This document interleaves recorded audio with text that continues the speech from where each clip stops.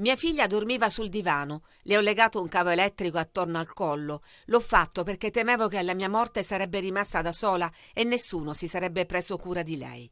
È il drammatico racconto di Fanny Sisinia, la donna di 74 anni fermata con l'accusa di aver strangolato la figlia di 44 anni, Maria Cirafici. Non si sa se prima l'abbia addormentato con gli psicofarmaci che la donna era solita prendere. Sul corpo della vittima sono stati trovati segni attorno al collo che proverebbero lo strangolamento. A confermare la causa della morte sarà l'autopsia disposta dalla procura, che ha chiesto la convalida del fermo. Un interrogatorio durato alcune ore, durante il quale la madre ha confessato il delitto avvenuto all'ora di cena in un palazzo in via del Visone, nel quartiere Bonagia a Palermo. Ai magistrati la donna ha detto poi di avere chiamato i parenti, chiedendo loro di avvertire la polizia. Una storia di profonda solitudine per le due donne che da tempo vivevano insieme. Dopo la separazione col marito, infatti, Maria era tornata a casa della madre. La 44enne era seguita da tempo perché soffriva di depressione, una patologia diventata troppo pesante da gestire per l'anziana madre, che ieri ha deciso di porre fine alle sofferenze della figlia uccidendola. La vittima, che aveva studiato giurisprudenza, era attiva in parrocchia. In tanti la ricordano. Non li abbiamo mai sentite litigare, erano sempre insieme, raccontano i vicini. Un'apparente normalità che nascondeva un profondo disagio che, come spesso accade, ricade sulle spalle dei familiari.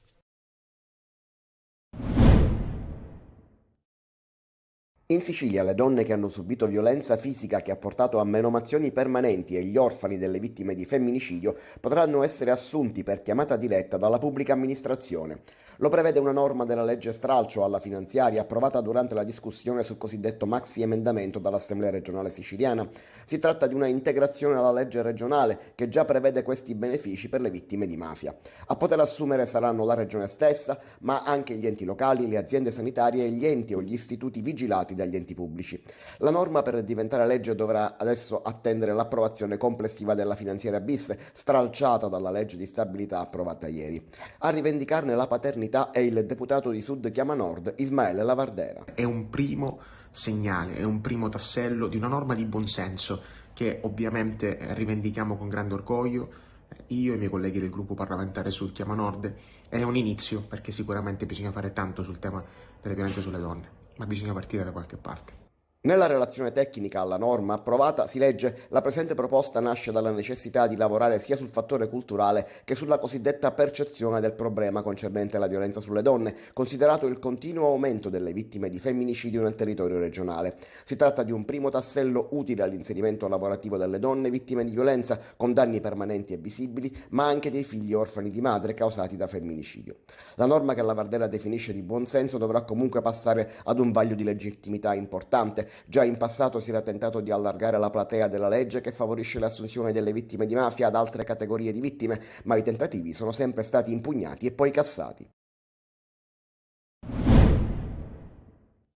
Né amicizia né corteggiamenti, nessun avance prima di quel sabato pomeriggio in cui Barbara Bartolotti, all'epoca 29 anni, madre di due figlie in attesa del terzo, viene ferocemente aggredita da un collega. Era il 20 dicembre del 2003 a Carini. Lui, distinto e di buona famiglia, le offre un passaggio, poi si trasforma in un carnefice. Quindi quello che lui aveva appena fatto era di avermi colpito con 4 martellate e diceva: non ti posso avere, è meglio ucciderti. Solo in quel momento mi sono accorta di come il suo sguardo e il suo aspetto non erano quelli di sempre. E così lui da sotto il giubbotto sferra un coltello e inizia a coltellarmi all'addome, mettendo fine anche alla vita di mio figlio. Poi va verso la sua macchina, apre il cofano e prende un bidoncino di combustibile agricolo e mi dà a fuoco. Inizio a dimenarmi, a gridare, ma vedo che lui si mette in macchina a guardare, aspettando la mia fine. Barbara si salva fingendosi morta, lui si allontana. Trasformata in una torcia fumante e sanguinante, viene soccorsa da due ragazzi che la portano in ospedale. È gravissima, va 10 giorni in coma. Io ho vissuto quello che voi chiamate come il mio al di là, perché sono stata in dei prati verdi fioriti dove c'erano dei bambini vestiti di bianco che giocavano e lì c'era la pace e la serenità, ma evidentemente per Barbara non era arrivato il momento. E Barbara si risveglia con la voglia di vivere. La rinascita sarà lunga e molto molto dolorosa. Le cicatrici le porta ancora addosso. Nel frattempo il suo aggressore, da una pena di 21 anni, scende a 4 anni di arresti domiciliari e grazie all'indulto non sconta neanche quelli. Riacquista la libertà e viene assunto in banca. Da 10 anni quindi lui ha uno stipendio, avrà una pensione, una liquidazione, cosa che io invece sono rimasta vittima di me stessa, vittima delle mie cicatrici. Mio figlio non ha avuto giustizia. Con la sua associazione Libera di Vivere, Barbara da anni porta avanti una battaglia per riconoscere dignità lavorativa alle donne vittime di violenza, proprio la norma che la regione siciliana ha appena approvato. Dovrei essere una delle prime donne, purtroppo vittima, sfregiata, ad essere assunta. Non mi voglio illudere, io ho diritto di riacquistare quella dignità lavorativa che mi hanno tolto. Chiedono l'esercito, chiedono maggiori controlli da parte delle forze dell'ordine, chiedono di poter vivere serenamente la loro quotidianità. Non si placano a Palermo e precisamente nel centro storico le iniziative di residenti e commercianti che chiedono maggiore sicurezza nel cuore della città. Nonostante appelli e segnalazioni, il centro storico cittadino dalle 19 in poi cambia abito. La percezione dell'insicurezza è ormai diventata quotidiana da parte di tutti, sia da parte degli amici, delle persone che vivono qui, sia da parte dei turisti che chiaramente sentono che non sono in un quartiere sicuro, ed è un gran peccato perché questo è un posto meraviglioso, è la porta d'ingresso della nostra città. Episodi su episodi, dal vandalismo ai furti, poi pestaggi e residenti ormai esasperati. Nessuno interviene, siamo stati abbandonati, dicono. Speriamo che le istituzioni che hanno la delega alla sicurezza possano in qualche modo dare attenzione a quanto questi residenti e questi commercianti chiedono da diversi mesi oramai. E in ogni caso abbiamo anche chiesto, e oggi sarà formalizzata questa richiesta al Consiglio Comunale di Palermo, la possibilità di effettuare un consiglio comunale esterno da Palazzo Comitini, un consiglio in strada, un consiglio in parrocchia. Bisogna ascoltare le persone che vivono di paura e le persone che vivono all'interno di quei quartieri molto vulnerabili. Io mi chiedo, lo Stato dov'è?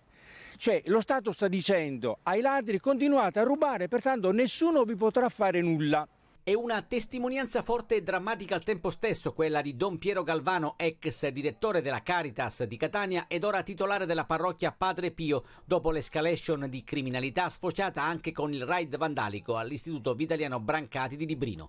Mentre si invoca l'intervento dell'esercito per presidiare le scuole cosiddette di frontiera, il popoloso quartiere continua ad essere terra di nessuno, con montagne di spazzatura sulle strade, aggressione agli autisti AMTS, spaccio di droga H24 ed anche sparatorie strada, come è avvenuto qualche giorno fa durante un tentativo di rapina. Una bomba sociale che non si riesce a disinnescare ed è per prima la Chiesa a prenderne atto. Ho fatto denuncia alla prima denuncia, ho rimesso di nuovo altre telecamere, 4 telecamere, con qualche difficoltà. I nostri fratelli ladri sono venuti la seconda volta, hanno rubato queste 4 telecamere, dunque un danno di circa 3.000 euro, per la parrocchia piccola sono enormi.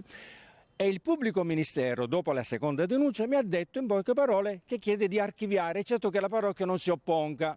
Altissimo il tasso di dispersione scolastica, scarseggiano i luoghi aggregativi ed i bambini perdono punti di riferimento importanti.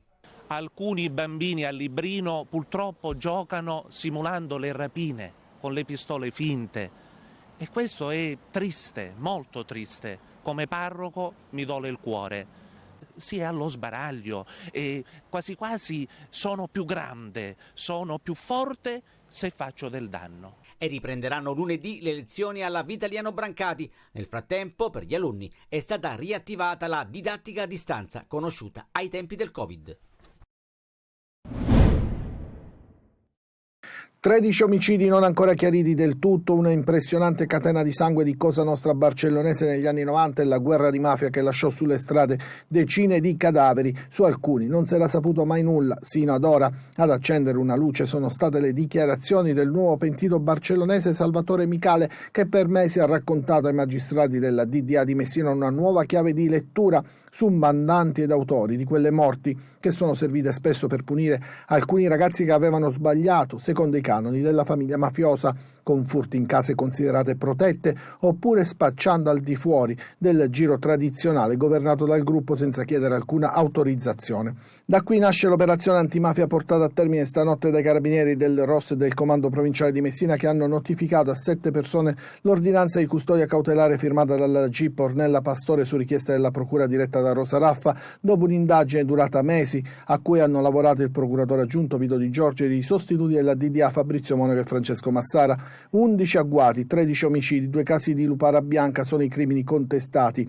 I nomi di primissimo piano nelle gerarchie mafiose che hanno governato Cosa Nostra barcellonese, da Giuseppe Gullotti, per molto tempo ritenuto al vertice, e Salvatore Sem Di Salvo, designato come suo successore. Accanto a loro i nomi di Nicola Cannone e Stefano Genovese. Tutti e 4 si trovano già in detenzione, carcere che si è aperto per il cassiere del gruppo Giuseppe Sgro, tornato di recente in libertà, Carmelo Mastroeni e Vincenzo Miano. Da oggi anche i carabinieri del RIS, il reparto investigazioni scientifiche di Messina, sono al lavoro a Naro alla ricerca di reperti investigativi utili per cristallizzare e consolidare le prove a carico del romeno di 24 anni, Omar Edgar Nedelkov, arrestato perché presunto responsabile dell'efferato duplice femminicidio di Delia Zarnisco e Maria Rus. Sui corpi dilaniati delle 2 sventurate sono state già eseguite prima un attacco all'ospedale di Canicattì e poi l'autopsia nell'ospedale di Agrigento, e gli esami hanno riscontrato lesioni plurime e mortali in entrambe. I carabinieri, coordinati alla procura agrigentina, hanno già raccolto elementi probatori che hanno indotto il tribunale senza indugi a convalidare la misura cautelare nel carcere di Gela imposta al 24enne. Tra i video delle telecamere di sorveglianza, la testimonianza dell'amico cinquantenne con lui la notte dei delitti, il falso alibi subito crollato e smentito dagli interessati dell'essere stato al bar con la fidanzata, e scarpe e vestiti sporchi di sangue a casa sua in discesa Sant'Erasmo. Dunque un quadro probatorio su cui adesso interverrà il suggello, se non il rafforzamento da parte dei carabinieri del RIS. E oggi a descrivere Omar Edgar Nedelkov è il parroco della chiesa di Sant'Erasmo, Don Giuseppe Maniscalchi. Un giovanotto quasi della sua età, perché andavano a scuola assieme, qua a Canicattì mi pare, e quel giovane mi diceva era uno dei primi della classe ed era un ragazzo modello, poi si è perso completamente, forse per l'alcol, la droga, non lo so. Per il giorno dei funerali, che saranno celebrati con il rito ortodosso, sarà lutto cittadino a Naro, poi la sepoltura delle 2 donne in Romania. Sarà riesaminata la richiesta di riconoscimento dello stato di calamità per gli incendi del luglio scorso nel Palermitano. Lo si apprende al culmine del vertice romano fra le 2 protezioni civili, quella regionale e quella nazionale, convocato dopo lo scontro fra Palermo e Roma, che aveva fatto seguito al no opposto alla richiesta della regione. La vicenda aveva creato una frattura fra il presidente della regione Renato Schifani e l'ex presidente e attuale ministro della protezione civile Nello Musumeci. L'ufficialità della decisione di procedere ad una nuova analisi come richiesto dalla regione la si apprende da fonti ufficiali dopo gli incontri di oggi. La riunione era stata convocata dal ministro della protezione civile Nello Musumeci dopo le polemiche. I 2 direttori, Fabrizio Curcio e Salvo Cocina, già ad agosto si erano confrontati sul tema, ma senza trovare una intesa per carenza di documentazione da parte della regione, aveva detto Musumeci, attirandosi ulteriori repliche piccate proprio sulla carenza di documentazione, che invece dalla Sicilia dicevano essere ampia. Una vicenda che ha rischiato di diventare un problema importante politico per la maggioranza. Schifani aveva reagito duramente alla notizia dicendo: questo non è lo stato in cui mi riconosco. Adesso invece assicura collaborazione alla soluzione del problema e a tutti i temi che riguardano i giusti ristori dei cittadini che hanno subito danni da eventi eccezionali.